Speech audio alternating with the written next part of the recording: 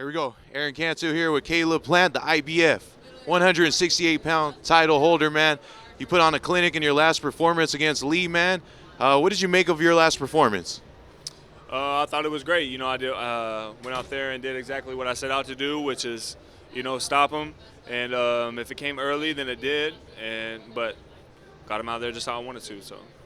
Definitely, man. And the last time I spoke to you, you hadn't won your title yet. And I remember questioning the times of when you would have to bite down on your gum shield and mix it up. And when you fought Uzcategui, that's exactly what you did, man. And it's just crazy to see how it came into fruition. Just reflect on being a world title holder now, man. It's taken a long time to get here, a lot of years of hard work and sacrifice and dedication. And, like you said, just for the world to finally catch on to what I'm capable of and what I've known all these years, it's a blessing. But really, I'm only 19-0. Only got 19 fights, so I'm really just getting started. So I just encourage y'all to stay tuned in because I'm gonna be here for a while. So.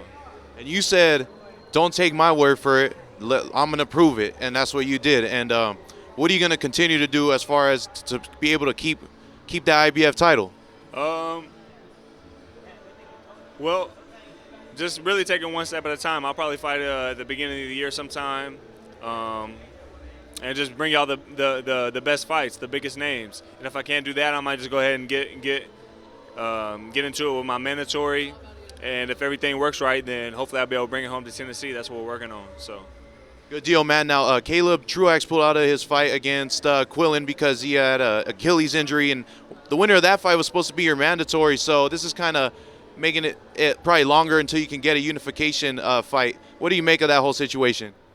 Well, then I'll just go to my mandatory. That's my current mandatory, which I think is I don't know who it is. I don't know what his name is, but I'm looking to bring y'all the biggest names. So I'm not scared to fight anybody. I showed that when I fought Jose, coming off a year layoff, a broke hand surgery, no tune-up fight. I'm clearly not scared to fight anybody, anywhere, anytime.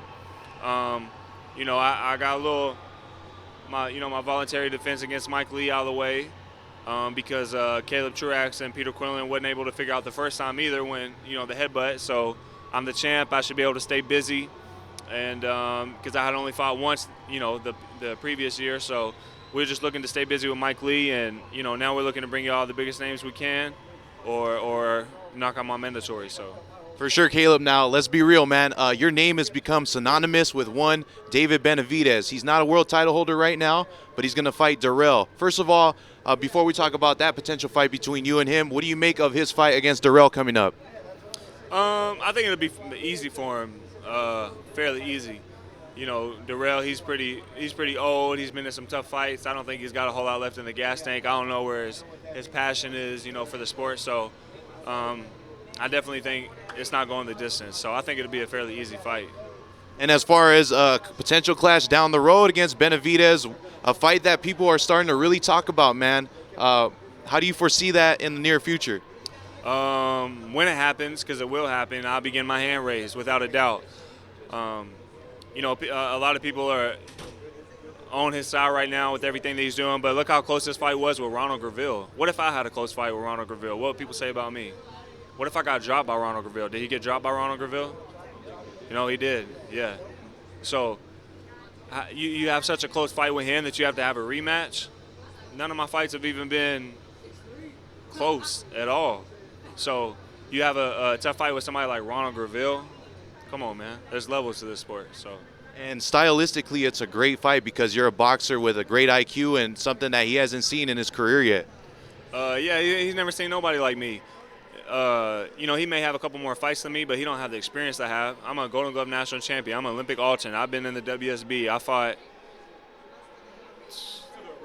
got 117 amateur fights. And who has he fought in the pros? He has like a handful of amateur fights. Who has he fought in the pros? J. Leon Love, Ronald Graville, Porky Medina. That's the only person we got, similar on our thing. But he not fought nobody like Jose Uzcategui.